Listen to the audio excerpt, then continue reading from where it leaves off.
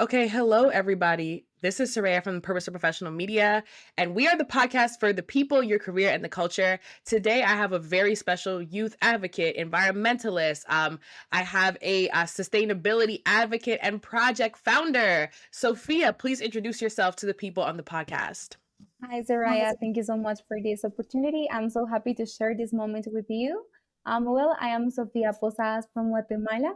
I am 20 years old, and I am the founder of the environmental project Replastiguate. Yeah, thank you for that. I love that. I love the project. I really, really love the project. And I love the Spanish language. Fun fact, I took Spanish in college almost up to advanced Spanish, and I took Spanish pretty much every single year in school. So I definitely love Spanish. I love the Spanish language. And I also do love the Latin American culture. I'm very fascinated by it.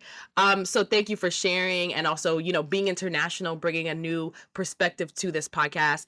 Also, you're 20 years old, and I think that's amazing because at 20 years old, I wanted to be an entrepreneur, but I wasn't an entrepreneur yet. So I really do admire your persistence for being a 20 something. I'm actually 23, so I'm probably younger than you think I am. But I know what it's like to be an early 20 something, trying to do big things, and people feeling like you're too young and all that other stuff. So I applaud you for putting yourself out there because the bonus you have at 20 years old, I don't see that all the time. So I want to applaud you for putting yourself out there. Thank you. Thank you so Yeah. much. Okay. So one thing I like to do with all my guests is I like to have a pop culture question. And Okay. today I figured we'd talk about something related to environmentalism, sustainability. And we know like Gen Z has like sustainability icons like Greta Thunberg. I mean, Gen Z has really put the sustainable movement on the map. We care about our carbon footprint. We care about things that like other generations didn't necessarily care about. And I do think that's a strength, but that has come with its share of controversy. So I wanted to start with an opening question related to your experience, advocating for recycling, more sustainable materials. So my first question is like, why do you think Gen Z has taken greater steps and strides to care for our planet than previous generations? Well, I think that something important with Gen Z is maybe that we are not the ones that caused the problem, but we are facing the main consequences. So it seems like we don't have another option. We just have to act. So the problem it is that with Gen Z, I don't know why, but we have like this inner voice and inner intention to do something, to do the things well. And when we talk about the environment, we realize that if we don't take care of our environment, of course, that where we are going to live.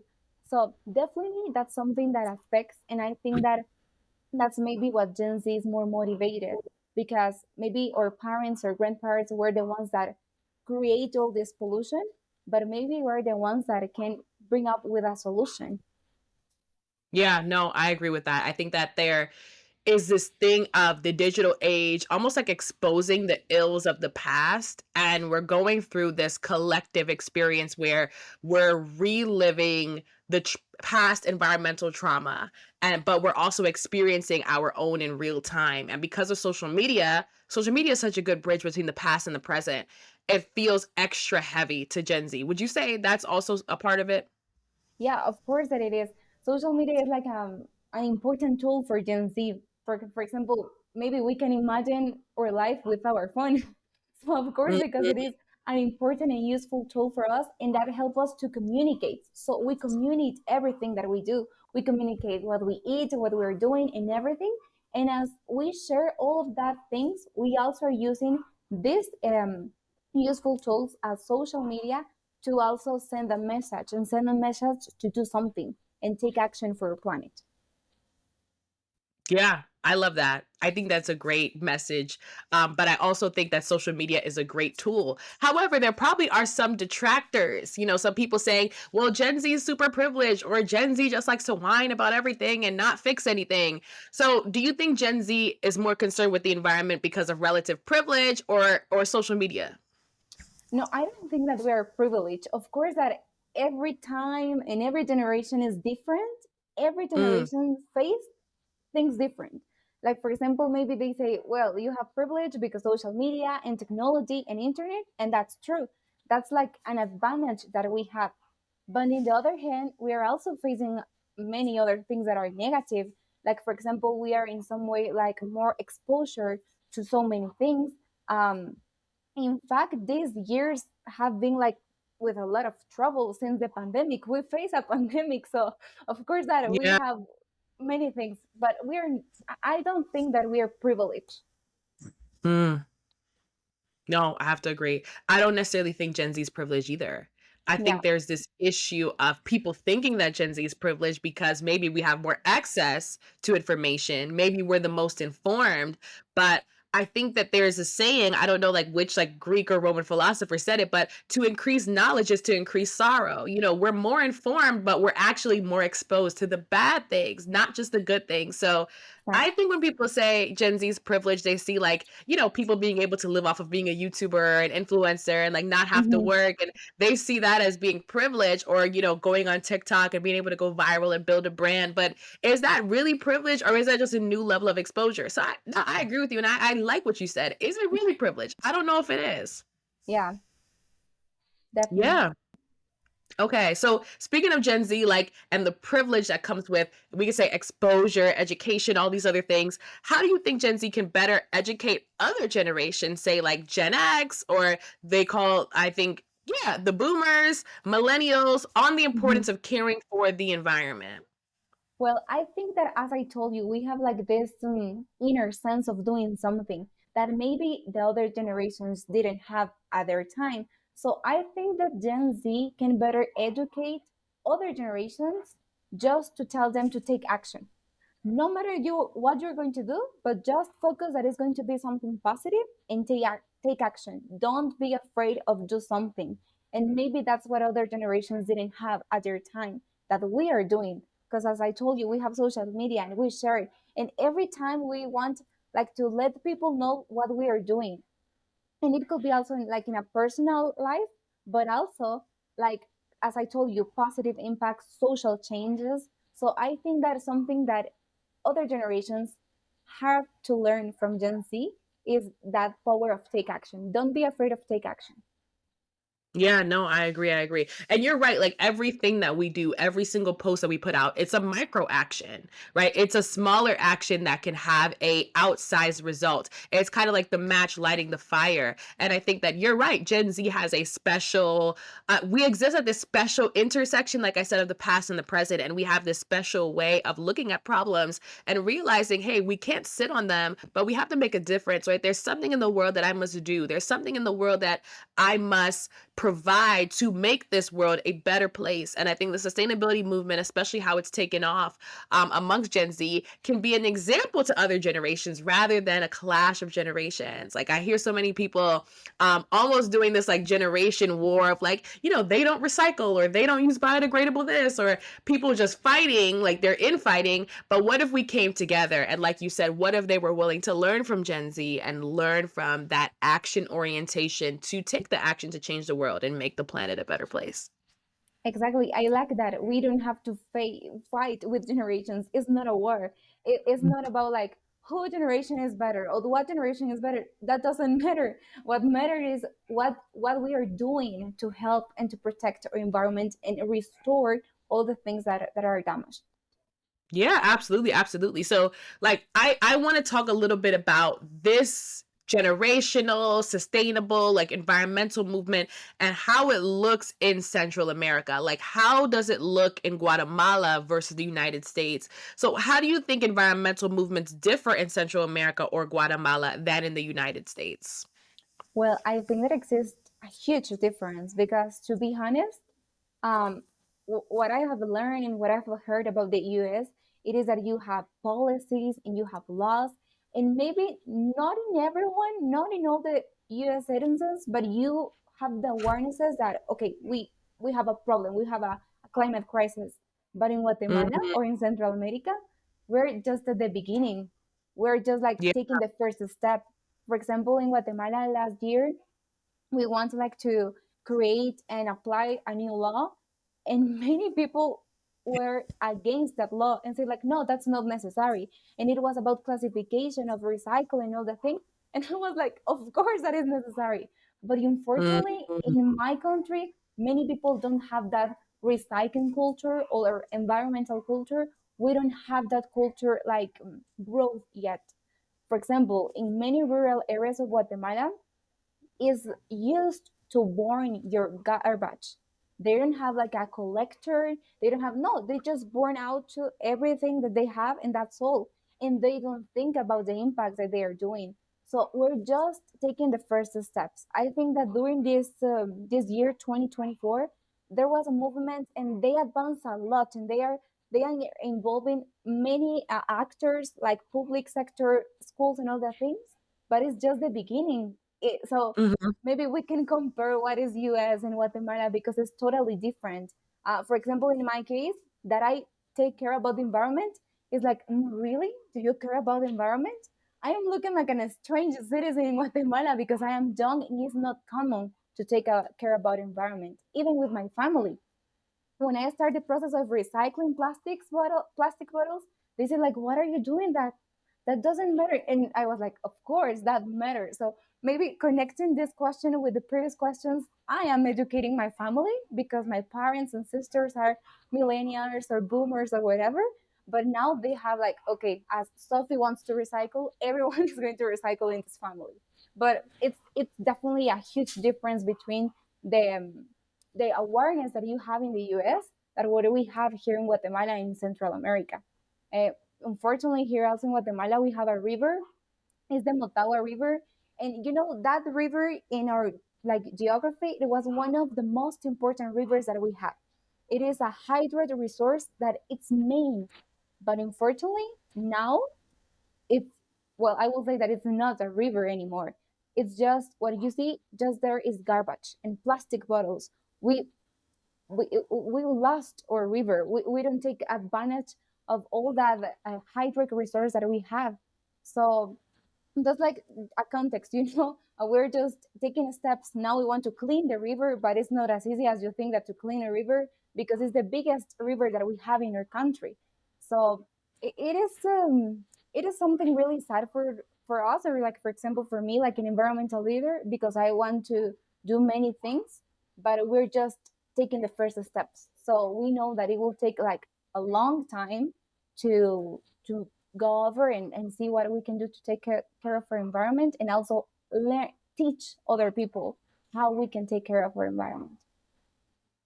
Yeah, no, I think that's great. I think it's great that you understand that number one, there is a difference. I hate to think that the United States is ahead in any type of way because to me, I feel like the United States is not the United States is not the example in a lot of ways and should Yeah, not be held as the example in many different ways. But what I do understand is like you do say, we have this awareness of policy. We have this awareness that okay, there needs to be some sort of regulation around this. We should have separate bins for recycling, right? If people put their trash out on the street, they should be charged with littering.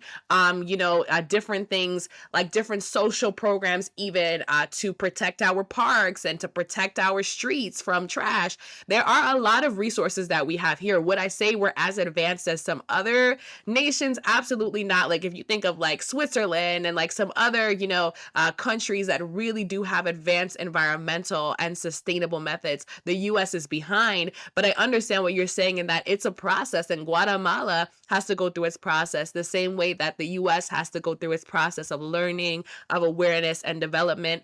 But I'm curious as to whether or not you think that there's anything the US can learn from Guatemala in terms of sustainability. Is it with regards to agriculture, or are there any practices where the US can like learn from Guatemala, or do you think that the US is just so much farther ahead? I want to hear that. well, I do, now that you say that about like throw trash on the street, just to let you more context about Guatemala. In some Okay. areas, if you see like a sign that says like you can't throw garbage on the street, and that's where people throw garbage. You see like Okay. the whole mountain of garbage, and it says, but it says, read the sign. There is a sign, and it's just that people don't care. But Mm, what US can learn from Guatemala, of course, that I know that when we compare the US with Central America, many times US is over us. But I think that maybe we are not as like we have like maybe we have more conscience about consumption. Like, you know, yeah. we are maybe Mm, US when I think about US in this issue, is like you are more used to use and throw away. No, here in Guatemala, Yeah. also part of our culture is like, okay, well, if I have a plastic bottle, okay, what do I can do with that? Maybe not Mhm. thinking about recycling or thinking about protect our planet, but we are many used like to collect things that maybe we don't need. But I think that maybe that's a point that we are like less consumisms with the US. Like we think, okay, I will save that for later, or things like that. Yeah. No, I was thinking about that too. And that brings up that concept of upcycling. So, one of the things I was Mhm. thinking about is, and I pretty much knew you were going to say consumption, because in the Consumption, US, yeah. I don't know about in Guatemala or Central America, but in the US, especially fast fashion is very popular, right? You buy an outfit of clothing and you wear it maybe one or two times and then you throw it away. And the landfills are filled. And all these toxins are coming from them because of fast fashion, because of the fashion industry. That's just one of the many ways that we are very wasteful. We also Mhm. do have a lot of technology industries that are not regulated, right? Not really properly regulated. So a lot of the major technology companies use an outsized amount of energy, to the point where the land around them begins to, show the effects and the impacts of the overt energy usage. So I will say, like, the US, you're right, has a consumption problem because we still do think that bigger is better, that more is better. And we haven't learned to not only just recycle, but upcycle. If I have something, how can I use it? How can I use my creativity to turn it into something else? And I do think that Guatemala might have an edge when it comes to that. My family's Jamaican, and so my family's from the Caribbean, and I was taught from a young age to upcycle, not just Mhm. recycle, upcycle. Like, figure out what you can do with what you have, and then yeah, do that. Like, use what you have. So I agree with you 100%. Yeah, 100%. thank you. Okay. Yeah. Yeah, okay. So thank you for that. I always say that's an appetizer for our guests. We have a little pop culture topic to get you all going and get you all passionate about your area of expertise. But we say people, career, culture. So this episode is really about you, not just about sustainability, but about you and how you Mhm. got to where you got to. So I want to start with your name. And your name is Sophia, which you describe as meaning wisdom. Are you a wise person? And would you describe yourself as such? Like, talk to us a little bit about how your name represents your life. Yeah, my name is Sofia, and a couple years ago, I just want to know what my name means. I didn't know why, but I just want to know, like, okay, what means Sofia? Why? And Mm, and I found that it was wisdom, and then I said, like, mm, okay, but what is wisdom? What does wisdom means? So when I find the meaning of my name, I say, like, okay, that's a point. Because as I told you, I am the youngest sister in my family. We are five daughters, yeah. and it's used like in the families to compare the sisters and daughters. And I was different. Mm-hmm. Like all my sister has a particular characteristic, and then say, like, okay, but Sophie, something happened with Sophie. Sophie is a little bit quiet, but Sophie is also Mm-hmm. always laughing. So I think that maybe all that things make me think, like, okay, I want to know what my name means. And I I I think that if I tell you that I'm a wise person, is like not 100% true, because of course that once in a while I made a mistake, but that's part of the Mm-hmm. process. But for me, being a wise person means like to really think about the power of my actions, and not necessarily like as a leader, or as like in a personal life. I try to, every time, everything that I'm going to do, it's okay, like, okay, if I'm going to do that, what will happen next? Like to Mm-hmm. see forward and not just what I want now. Think about the future, think about the impact and consequences. So I think that on that way, I am a wise person. Of course, that sometimes I made some things and I'm like, "Ah, okay, I should have done something different." But yeah, I think that my name, and I have like, I try to have a special connection with my name, because I like the meaning. So I say, like, I will try to be as wise as I can, and not just for me, Yeah. also for the people that are around me. And now, taking like with like my leader and all the things that I do, say, like, of course I have to be a wise person, because my actions are going to impact my community or can impact my country. So I think that that's the way that I have tried to connect the meaning of my name with me. Yeah, no, that's great. I mean, first of all, you did what a lot of us do. Like, you look up your name, your birth date. You look at these things and you try to figure out, like, who am I? Or, like, what am I destined to be? Like, your name is such a blessing. And it also is a almost direct hint to who you might become. Or we could say an indirect manifestation of who you might become. So I think you might not think of yourself as wise, but nobody at 20 years old was wise. I mean, I maybe don't even know one person who at 20 years old would describe themselves as wise, because they say young and reckless for a reason. Like, we have our time where we're just young and we just do what we do, but you understood, like, hey, let me look at my name, let me figure out who I am. And you know what you made me think of? You made me think of Encanto. And I was like, man, I should have made that the pop culture question. But you made me think of Encanto and the sister in Encanto that felt like she was different, right? And she felt like she didn't have any powers, but that was her power, ideally, right? Ironically, that was her power, right? So her Yeah. difference was her power. And I think what you're talking about is, you might not think that you embody your name, but it seems to me like you understand your difference is your power. You understand that, you were a little quieter, etc., but that can also be seen as thoughtful. That can also be seen as, wise doesn't have to mean like super profound Master Yoda. It can mean you just are the friend that gives good advice. You are the person that people can come to when they have to make decisions, right? You're sound. You're logically and analytically sound. And the people that I think of growing up who were wise just were great at making decisions. They were great at being the voice of reason. They were great at having the right thing to say in the right moment. It's not like a super like Master Yoda, meditation thing, but it's really just being yourself. It's being yourself. So thank you for sharing that. Thank you for sharing that. Yeah. Do you think of Encanto as like representing you? Have you seen that movie? Yeah, I love that movie because I love Colombia and all that culture, and of course that I've seen that movie, and it's like maybe I am a mix of Maribel and Isabela. I think that I have both both Okay. personalities at the same time. Yeah, no, because for some reason it was like Encanto. And I was like, oh, okay. If I ever bring you back on the podcast, we have to talk about Encanto. We do have to talk Yeah, about Encanto and get into that, because that kind of represents, you grew up with so many siblings and you do feel a bit different. But yeah, your difference is your power. It definitely is yeah. your source of power and your source of advantage. So you're 20 years old and you're from Guatemala. I think the listeners might be like, okay, we hear a lot, we hear your wisdom, your knowledge, but we're also curious about like what like a day in the life is like in Guatemala. Like, I think TikTok has popularized this day in the life thing, and everybody wants to see everybody's life. We're so nosy nowadays. So, like, talk to the listeners about being a 20-year-old from Guatemala, and like, how do you spend your time? Like, what are some customs or traditions you enjoy participating in? Yeah, well, Guatemala is an amazing country. Of course, that we have like many negative aspects as every country, but Guatemala is great. Mhm. The place where I live is called San Lucas Zacatepeques, and it's near, very near from one of the most touristic places in Guatemala, that is Antigua, Guatemala. So it's an amazing Mhm. place. Um, Being a 20 year later in Guatemala, it's kind of interesting because, as I told you, it's not as common as you think. Of course, that Gen Z, it's all of that things, but maybe it's not as common as you think here in my town or here like in my circle.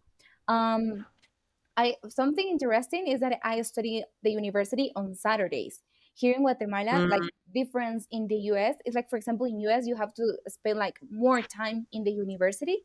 Here we have the option. We can study on weekdays from Monday to Friday, or you can study on Saturdays. So that Yeah. gives you the chance to work from Monday to Friday, and on Saturday you can go to the university. So I study on Saturdays. I spend my time, I'm used to wake up early, like at 6 a.m. I wake up and get up and start doing my things. I also plan a lot. I plan every Sunday. I plan my week, like, okay, on Monday I have to do this, and Tuesday and all the week.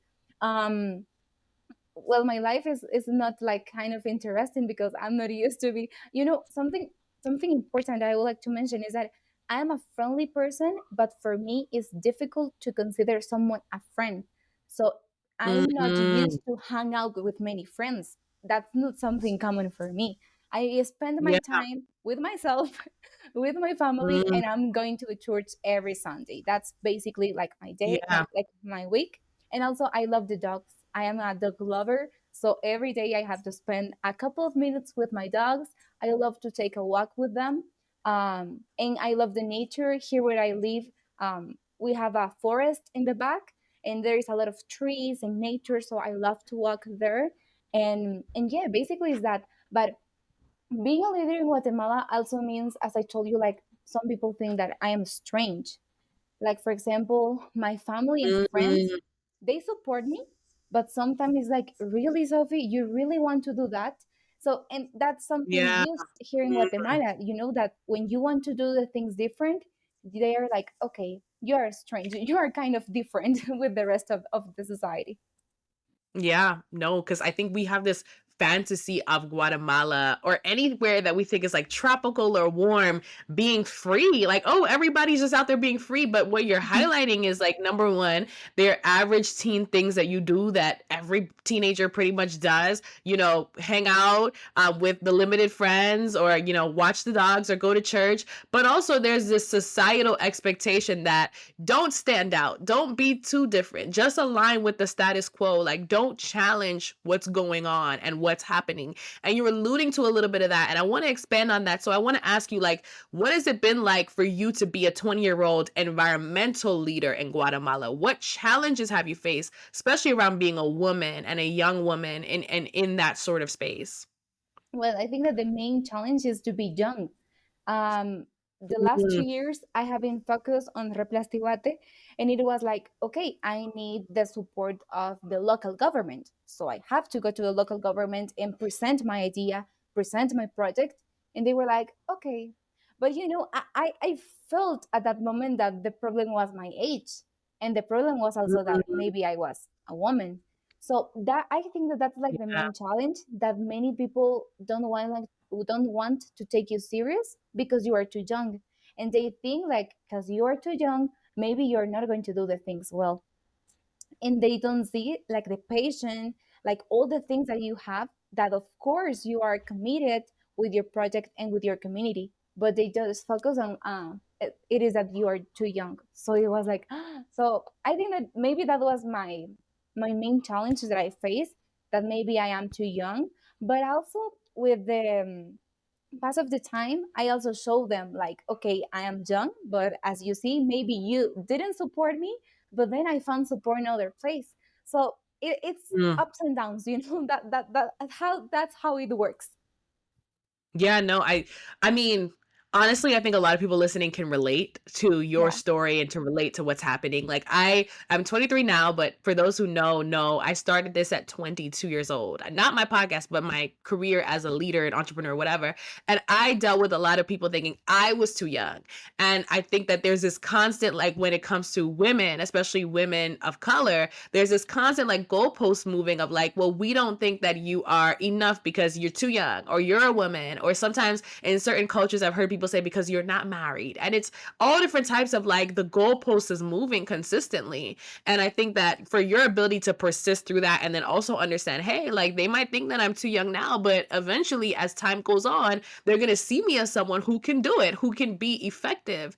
And I'm a trailblazer because essentially you stepping up and doing what you're doing. You told me about your day in the life. It was so wholesome. It was so wholesome, your day in the life. But there's also this trailblazing side to you. There's also this side of you that can fight and can step up and stand up. And I think I want to celebrate that because we have this podcast to celebrate the facets of ourselves that society might say, is contradictory. Like people don't think you can love going to church on Sunday and also be an advocate activist, but you can, right? And you're representing the fact that you're not contained, your identity's not contained. And I think that's so powerful. I think that's a powerful thing. Yeah, thank you. And also that you mentioned that maybe people think that I am too young, like to start doing movements and all the actions things. But there are also some people that say like, but why do you don't hang out with your friends instead of doing that things? And it's like, no, Mm, I don't want to hang out with my friends. I want to create an impact. I want to do yeah. positive things. And that doesn't mean that hang out with my friends is something bad. But if I have to make a choice, of course I will prefer to stay at home and prepare like the profile of my project or something like that, that go out and hang out with my friends. So that's something that I totally differ with the people around me, that sometimes say that, because it's like, how do you prefer that I'm going to hanging out than instead of building a better society and taking actions for the world, right? But that's how it works. But we can change Yeah, that. Absolutely, absolutely. I think I want to get into that too. So your passion for the environment has always pulled you forward, and I think it has pulled you into these sort of spaces. But you also did share a couple of insights about your personality. You said that you are friendly, but you don't have a lot of friends. So it's kind of hinting towards being a little more introverted. Would you say you're an introvert or an extrovert, or how do you describe your personality? Well, that's something very different and difficult to me because I am really Yeah. extrovert. Like, for example, I talk with everyone, and I like to make noise every time that I feel comfortable, like in the place that I am. But Mm. when I have like to create like a relation like with my friend, for me it's really difficult. And I don't know exactly why, but as I told you, many I have like 5 friends that I can call friends, but they're like, okay, but what kind of friend are you? Are you a friend that I can count with you when I have like a personal issue? Or maybe you're just my friend because we are at the university. So that's something really, really difficult to me. I will describe myself as an extrovert, but as an extrovert person that doesn't have so many friends. I don't know if that makes sense, but I don't know who I am.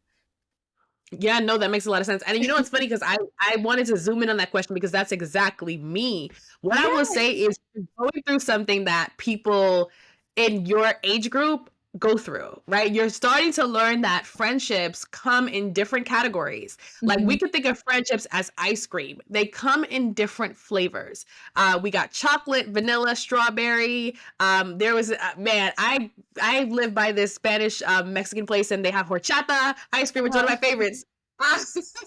Yeah, I Yeah. love horchata ice cream. But you know, they come in different flavors, right? We can think of mango, all different types of flavors. And Yeah. some friends are there because, like you said, is university is like, oh well, we just know each other, we talk and we're cool, but you're not really my deep friend. Some friends are the friends that you can call when you're going through things. And the fact that you said you have 5 friends, I think that's a healthy amount of friends for your age. I think that's great that you understand who your friends are and also how you classify them because most people don't have that level of social awareness. Like that level of awareness, once again, going back to Sophia, the name meaning wise, right? Yeah. That level of awareness comes with time. I'm learning that right now after I left college. Like certain friends were just college and there was nothing else beyond that. Mhm. But besides college, you know, because those friendships didn't transfer to my personal life today. So what I will say is continue to keep that spirit, and as time goes on, it becomes easier to find friends that it's not like just, oh, we're friends because of college or because of this, but friends that are your friends because we like each other. We like each other and we get each other. So as time goes on, that's going to be easier. But yeah, I wanted to zoom in on that because I was like, okay, I am the same. I am the same exact way. I'm the same. That's my story, 100%. But I Yeah. also want to know about this passion for the environment. I want to take a little step back Mhm. and I want to talk about whether or not you always had the passion. Did you always have the passion for the environment? Is it something that you developed early in life, or was it something that was spurred by a particular event or crisis? Well, that's a good question. I will say that it, I always felt the need to do something. Mm. Everything started when I was 16 years old. I wanted to do something. It was like my desire, but at that time I didn't know what to do. The exact moment when I start feeling like the desire of do something about the environment, it was during the COVID-19 pandemic. That was the moment I think that everyone was locking down. So that was the moment that I want to research and research about everything. And one of the things that I found, it was about the climate clock in New York. And when I read the news, I say like, I can't believe that. And I have to research more and more, and I investigate many things, and I say like, no, I have to do something. And maybe that's a clock that is in New York and in other parts of the world, but I have to do something because we have a counting down to the destruction of our planet. So no, we have to do Mm. something. And then that was the exact moment when I choose and I say, I'm going to do something for the environment. So maybe the desire of doing something was always on me, but the environmental issue started when I was 16 years old due to the news of the climate clock. Yeah, wow.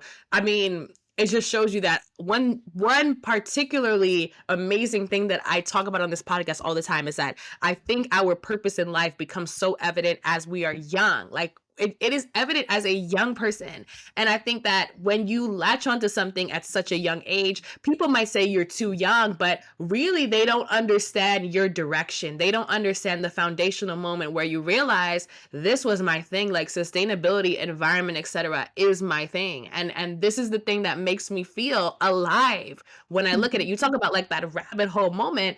For so many people on this podcast, there's always that rabbit hole moment where like you can't sleep, your mind is going crazy, and like 1,000 thoughts are traveling through your mind because you know that like, hey, this is my thing and I have to do something about it. So I really love that you had that sort of interaction and engagement, especially as it led towards you building that career now in the sustainability space. Yep. But we also do have a career section. So we like to talk about the practicalities. I know that we have side hustles and main hustles and passion projects. And, you know, we got all of them, especially as Gen Z. We wear all the hats. So I want to talk a little bit about your career now, like your actual careers that you're working on, how they complement your project and how they might, you know, actually detract a bit of time from your project, but how you balance it all. How do you balance it all, right? So my first question for you is career-wise, like you've studied marketing and you're working as an English teacher. What has been the most rewarding and transformative aspect of balancing like both of these roles? Well, I am a multitasker, by the way, because I'm used to do a lot of things at the same time, and I like it. Mm, yeah. But being a teacher and being a marketing student, when I tell someone like I'm a student marketing, but I work as an English teacher, is like, really? Ha, what sense have? But I found how to make it sense, and for me, and I want to focus like to being a teacher, and because I'm just 20, I've just left school 2 years ago, and for me, the challenge was like I know how it feels to be a student, and maybe that some classes didn't like. And in English, being an English teacher, many students don't like English, and they don't even want to learn English. So I say, like, okay, what I'm going to do to really cut the attention of the students and make them want to learn, because that's what we need. So I think that that's when marketing comes and help me to do it and say, like, okay, my classes have to be more interactive, or maybe just find the moment to talk about a topic that the student likes. So, for example, if you ask me about recycling, I'm going to spend hours talking about recycling because that's something that I like. So, it was the same with the students. And I try to analyze with many things that marketing has helped me, like with their customers, but my customer in this case it was like my student. So what I'm going to do to really cut their attention, and that's how it works. Like the most rewarding thing for me, it was the moment when I realized that I was really impacting the lives of my students, and Mm, maybe impacting not just with the English class, maybe with the things that I'm do the things that I was doing, and also with like with the small details, maybe the way that I dress up or the things that I do in my hair. I was an English teacher of a kindergarten and second grade and fourth grade. And once a student comes to me and say like, Miss, I like your hairstyle, and I said, oh, okay, thank you. And a couple of weeks later, I found that the student was trying to make the same thing with her hair, and that's just a small action. And I say like, if that was with my hair, what happened with the rest of the things that I do? Of course I yeah. am impacting their lives. So then I have like more responsibility, and I say like, no, of course that I have to do my best and trying my best every time when as a teacher, and also with the little ones, because I love the little ones with the curtain garden. They're so pure, and they have like all the spirit, and they want to learn. And I really love that part. And maybe that thing that is like the most rewarding when you see all the impact that you can make in student. And just last month I quit my job as an English teacher due to Mm, my academic I have a great academic opportunity to move abroad. So I say I have to quit my job. So the yeah. last day that I was working, every student gives me something, gives me a letter. And when I was reading that letters, I say like, Yeah. Mm-hmm. I never believed that I could do that. And Yeah. maybe you just think like in the little ones, the fourth grade or second grade students, but there was some students on high school that say like, miss, I'm going to miss you, and I really like what you do, and I admire you. And I said like, oh, Yeah. I create an impact, and that wasn't like my main intention. I just want to be a good English teacher, but I Mhm. never realized the impact that I create on their lives. And that's like the most rewarding thing. I think, like, number one, you open this up by saying that you're a multitasker. And one thing that we're realizing now is that multitasking, especially when you're young, is not a bad thing, right? If you can balance multiple things, it teaches you how to take different skills and use them in different contexts. So you understood the marketing principle of speak to the audience, aka the students, like you said, the customers, speak to them in the language that they understand, speak to them in the language that intrigues them, that invites them, and that in turn made you more effective teacher, which made you have that impact. I mean, I also, very, very funny, I studied marketing and then I also studied urban education. So I also bridged marketing and education in college. And one thing that I do understand and that I really do want to say about marketing and education is that they go hand in hand, because a good educator is often a good marketer, and a good marketer is a good educator. You have to educate the consumers on why they should buy your product. And when you're an Exactly. educator, you have to try to market to the students to get them to pay attention, to want to come to your class. It's all about promotion. It's all about tactics. It's all about understanding strategy and how to strategize to get the best results. So I do think that those work hand in hand. And one of the things that I love that you spoke about is you spoke about how good it was for you to have that impact. And I've also worked in education, and I know that, like, so it's weird because during education, like during the school year, you feel like you're about to die. Like, oh my God, I don't want to do this volunteering anymore. I don't want to do this internship anymore, whatever. But at the end, like, the students have so much gratitude, and it makes you feel warm inside, and you're like, man, now I know why people actually teach for a living, because it's one of those careers where you're directly shaping minds and lives. And I think that that's something that's so underrated about education, that every educator I know that has left education, whether they were a student, teacher, etc., they always continue to have that passion for impact, and I think it sets them up pretty well. Yeah, exactly. I like what you say, and I think that's finally marketing education. It's work and connecting with people. That's what you need. Mhm. So Yeah. I really like that. Yeah. Okay. So from this education, you go to be the founder of Project Replastiguate, which you were recognized for through Vital Voices. Apologies if I did not pronounce that. I probably did not pronounce that correctly, but there's such a great way that you pronounce it that I'm not even going to try to pronounce it correctly. But you were recognized for this project through Vital Voices. Like, how did you conceptualize this project, and like, what was your process for going from idea stage to actual project? What was that process like? Well, Replastiguate. Okay. Thank Replastiguate you. is has a part of my heart. Replastiguate is an environmental project. We focus on raise awareness about climate change, and we have like our process that first we want to raise awareness. After that, Mhm. we need to inform, like let people know what you can do. And finally, Mhm. let's take action. Don't be afraid of take action. No matter if it's a small action, what we want is a positive and collective impact. That's why we work. We also focus on plastic pollutions. We installed recycling points of plastic bottles. We just focus on plastic because all the classification is just too much. We just focus on plastic pollution. And we work with 5 schools in different parts of my town and in Zacatepeques, that is our department. Mhm. And we also have a last year a Replastiguate fair, that it was the day that we celebrate Children's Day. So Mhm. we take advantage of the celebration of children, and we also with the environment. So please take the environment for future generations.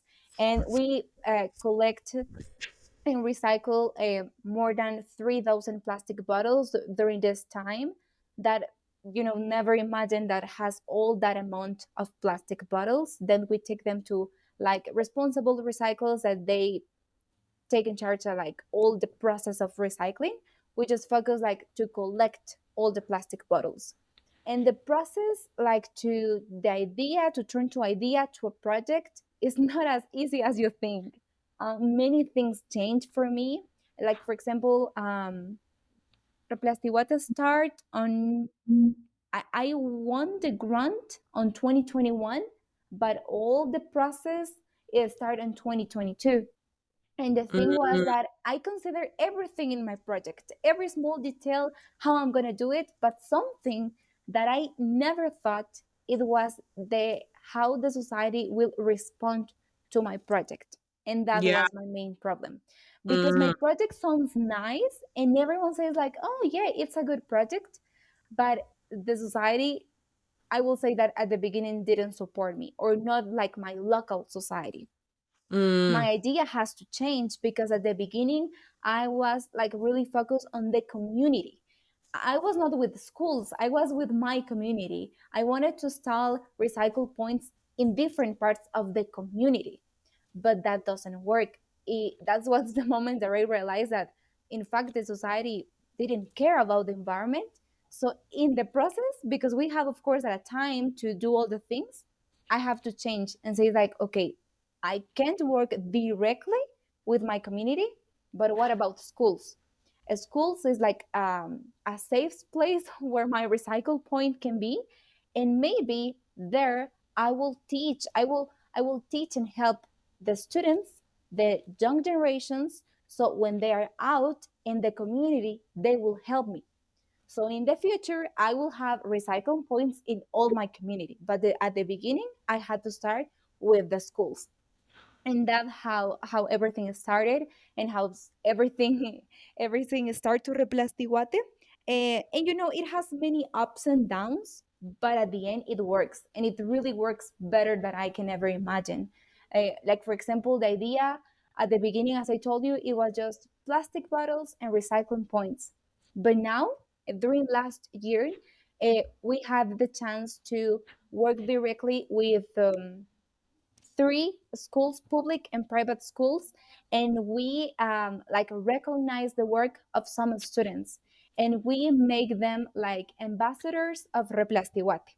So they are students like from 14 to 16 years old, if I'm not wrong, that they are helping us to continue promoting the information of Replastiguate in their own schools.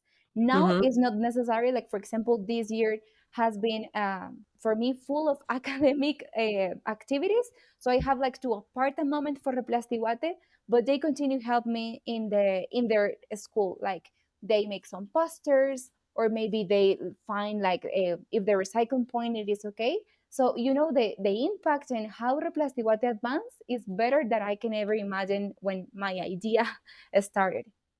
Yeah, absolutely. So you're kind of like going through like the hero's journey, I call it. Like you start off like I have this great intention, like I want to save the world, I want to do this great thing, and then you realize, okay, I face this barrier. I face that barrier. I face that barrier, but you found ways to persist and you found ways to work through it. And I love the fact that you said that it took time, like you won the grant in 1 year and you spent some time organizing it to launch in the next year. I just feel like there's this unrealistic expectation that we have, especially as founders and leaders, that like, oh, immediately after I get the funding, I'm gonna be able to launch. No, like you sometimes have to take time. And what I will say is it's a matter of intuition. Like launch when you know you're ready, like when you know you're ready and you're launched. And even though you dealt with people, you said you dealt with the society not being ready for that. And we're going to talk a little bit about that in the next question. I think that it was important for you to find volunteers, find people, and you found people that align. You found your tribe. And one thing that I know, like going back to marketing, everybody has a customer. There is somebody that will buy from you. There is somebody that will see what you're doing as the greatest thing since sliced bread. But you got to find those people. You got to find your tribe. And I think that you were able to adequately find the tribe and speak to them and communicate to them. And one thing that I know is like, just from my own experience in high school, and in college, people want to volunteer for things. They want to be a part of things. They want to use it on their resumes. They want experience. So even if you're not paying them, if you can provide them with a low stakes, very, very, we could say low stakes, high impact volunteer opportunity, like, hey, it's not a job, so I don't have to check in, but I still can contribute to something bigger than me. That's going to always attract help. That is always going to attract help. And I think you've learned that very intuitive skill of networking, of building people, of building building a coalition around the vision, because that is so important. And I think that's so slept on, honestly. Yeah, yeah, it's true. Yeah, absolutely. So I want to know a little bit about your experience in the Voices That Inspire program and how it changed your outlook on being a young leader from Guatemala, especially with some of the, we could say, societal barriers that you were facing in implementing your project. So what did you gain from the Voices That Inspire program? And then, like, who were some of the inspiring women that you connected with throughout the program? Yeah, well, I will say that Vital Voices was like my safe space where, thanks to Vital Mhm. Voices, I created the Replastiguate. So it was my Mhm. safe space. Imagine that if I was surrounded by people, let's say, like, Sophie was strange, in Vital Voices, I wasn't strange anymore. I wasn't different anymore. Yeah. I Mm. met and know amazing women in all the network. They are full of amazing women that really inspire me and say, like, I am not alone here. There are another other many girls that also want to create an impact, and obviously in different categories, not always focused like on environment. But I learned a lot from them here in Guatemala.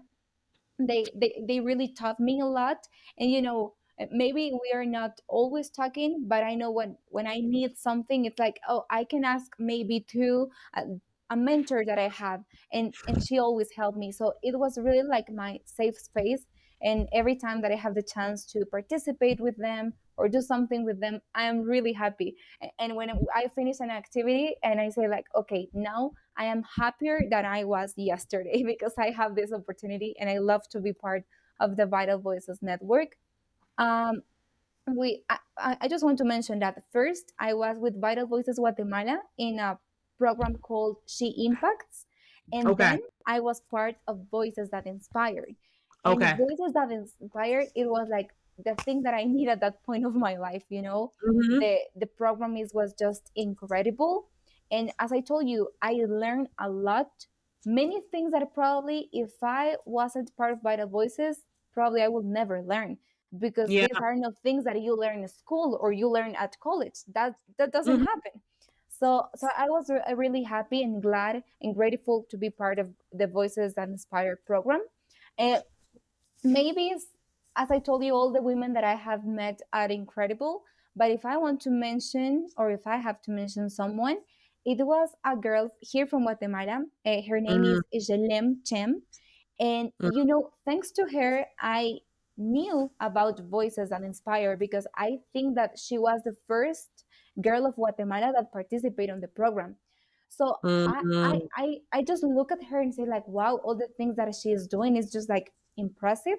And then I find more and I say, like, okay, she participated in this organization, so I would like to. And now I have the honor also to be part of this network. And I of course that I told her, like, thanks to you is that I'm part of this.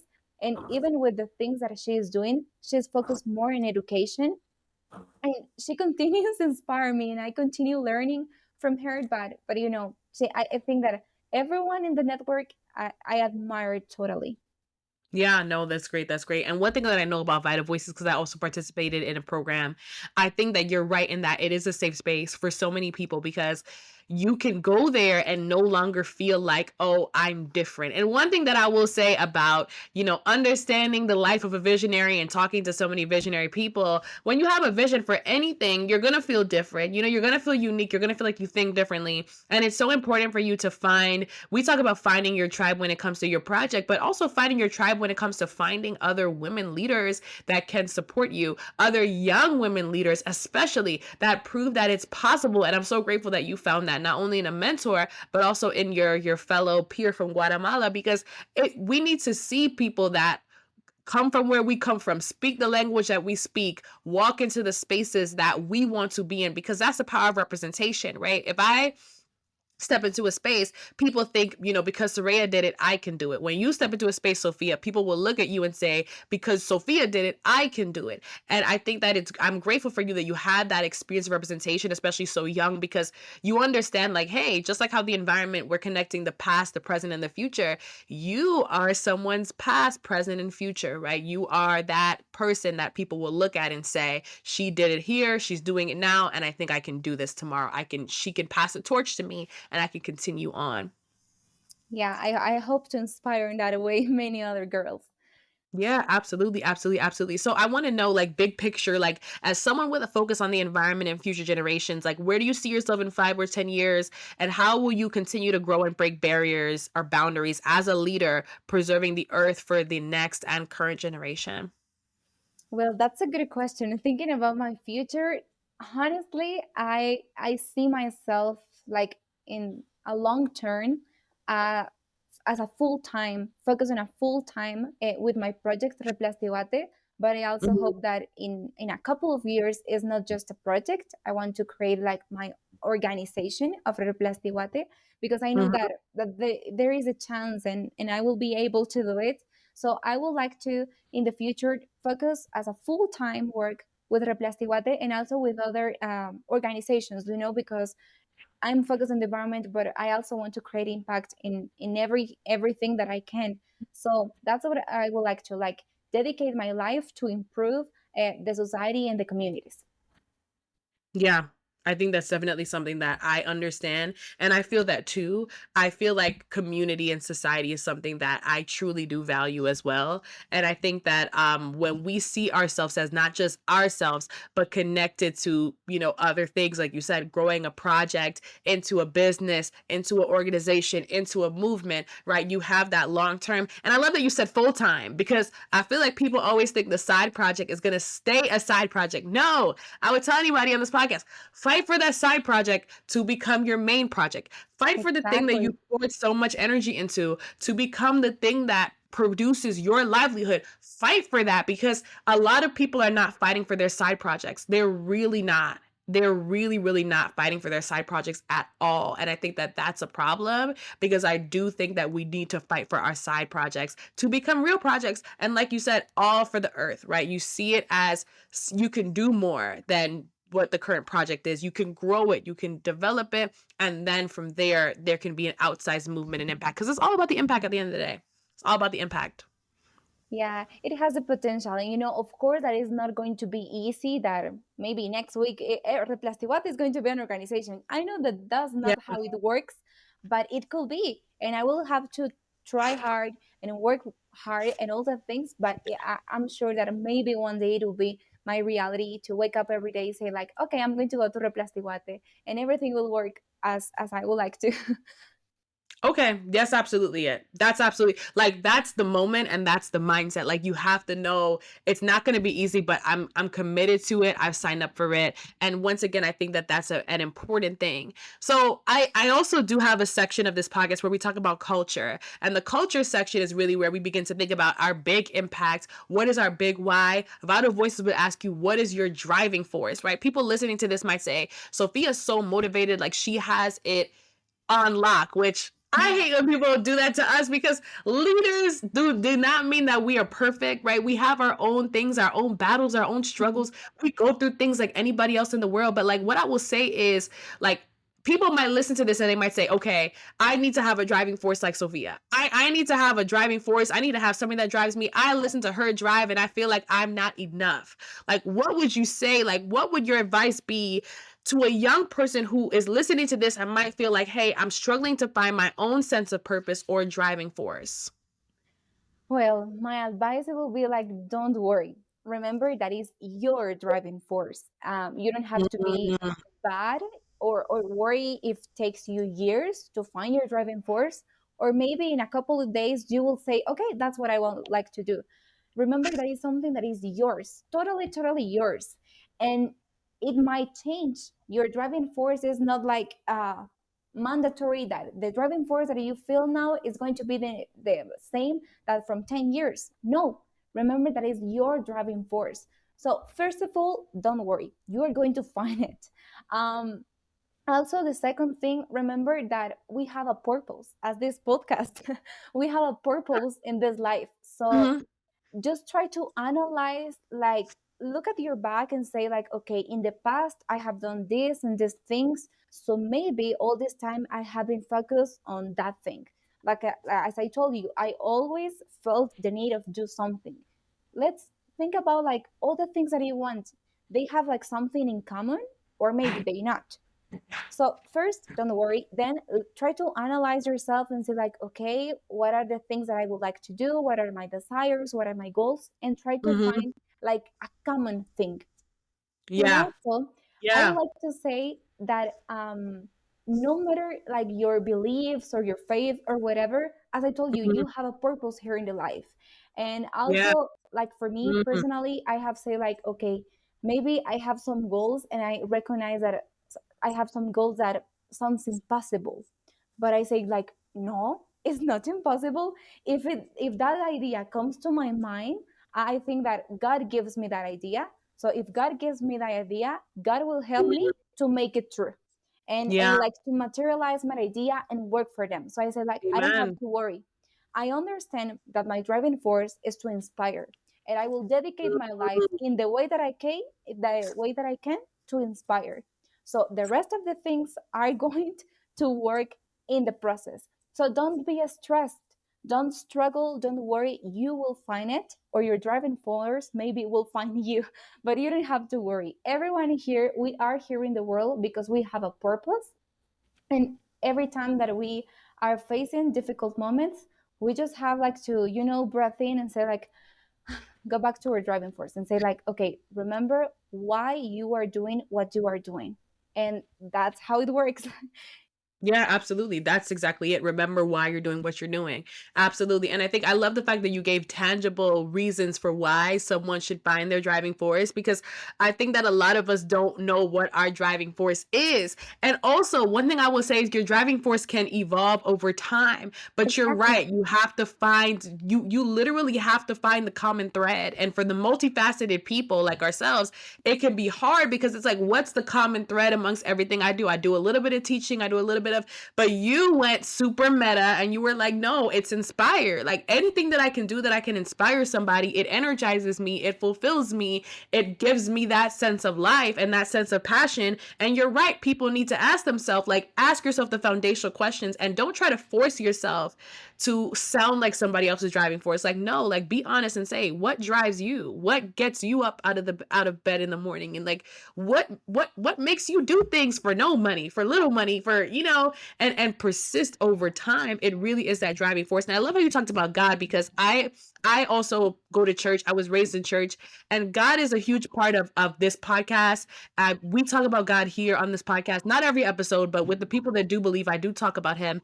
And what I will say is, your purpose is so spiritual, and it's such a spiritual thing that once you get it, it's going to radiate through everything you do. And I'm so happy that at your young age you were able to find your purpose and your driving force, because I was 22 or maybe 23. I was maybe about 23, my bad, sitting in Vital Voice and learning about the driving force. I felt like if I had a driving force in college, if I had a driving force in middle school, if I had a driving force in high school, maybe I would, have more direction with my career. But what I realized is my driving force, I always say I'm in the social business. So I do social inspiration, my podcasts, the things that I write. I do Mhm. social entrepreneurship, social innovation, and I also do social commentary. So I'm really into whatever I can see within the world, within the people. I'm very people focused. So that's my driving force, right? To be social focused, to be people focused.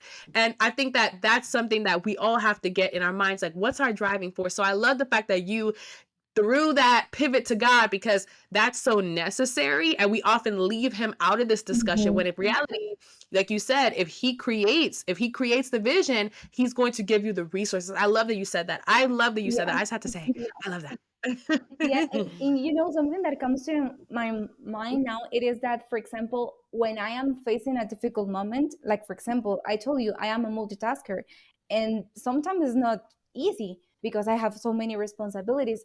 But there is a moment that I am like, what I'm going to do now? I have this and this and this, but I just breathe in and say like, my driving force is to inspire, and I am doing these things because I want to inspire, and I am working so hard because I want to achieve that. So our driving force is going to be like our reason to do something. Mm, It's something that every time that you're struggling, that you're facing a difficult moment, is that what keeps you, and gives you more reason and helps you to do the things and reach the things that you want. So that's another important thing about your driving force, that is going to be always with you.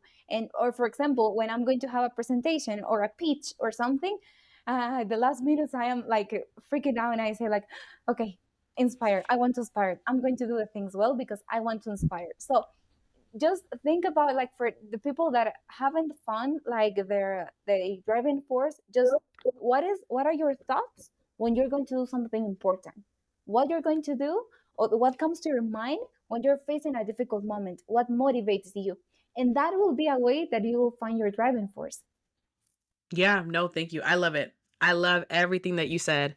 100%. I love everything that you said. And I think that this is an important moment for you as well. I think this is such an important moment for you because you get it so young. And I think that that's something that I want to celebrate. Okay, y'all, this is Soraya from the Purposeful Professional. We've been running for over an hour. Thank you, Sophia, for this insightful, enlightened episode. I'm grateful that we had this conversation and we were also able to talk so candidly about your journey. Is there anything you want to leave the listeners with before we end and close out? Thank you so much, Soraya. Well, I would like to let everyone that our listeners is that just please focus that your actions impact in a positive way the people that are around you.